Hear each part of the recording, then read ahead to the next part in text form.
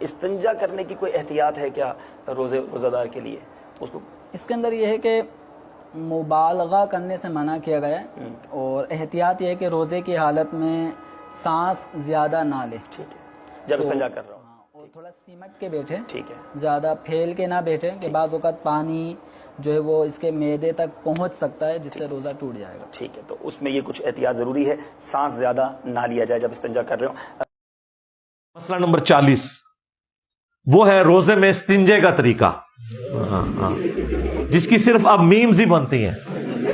آپ اندازہ کریں، یہ لوگ کہتے ہیں ہمارے بزرگوں کی اتنی خدمات ہیں، اور آپ کے بزرگوں کو تو بیسک جو فزکس ہے وہ بھی نہیں آتی تھی۔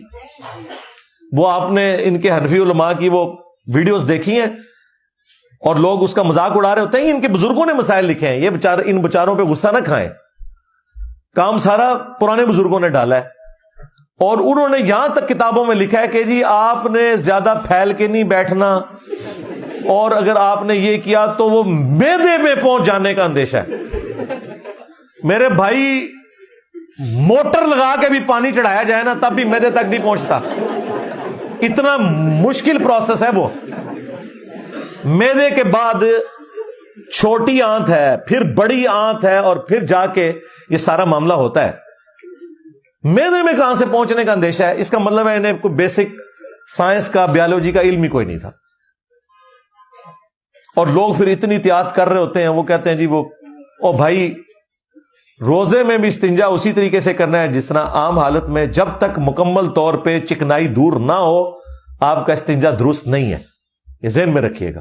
اور اس میں آپ نے کسی چیز کی کوئی ٹینشن نہیں لینی، کوئی پانی نہیں چڑھے گا اوپر، پانی انڈر گریوٹی نیچے آتا ہے، اوپر نہیں چڑھتا۔ یہ الٹے لٹک کے تو نہیں استنجا کہیں کرتے۔ اور میں ان کے علماء کو، ان کے بزرگان دین کو بھی کہوں گا کہ الٹے بھی اگر لٹک کے استنجا کریں نا تب بھی پانی معدے تک نہیں پہنچ سکتا، جو مرضی کر لیں۔ یہ میں باتیں اس لیے کروں آپ کے دماغ کھولوں، آپ کو پتا چلے کہ انہوں نے دین کے ساتھ کیا کیا ہوا ہے، کیا کیا مسائل لوگوں کو بتائے میں۔ تو استنجے میں کوئی ایسا ایشو نہیں ہے، استنجا کوئی ایسا ذریعہ نہیں کہ وہ کسی کا روزہ توڑ دے۔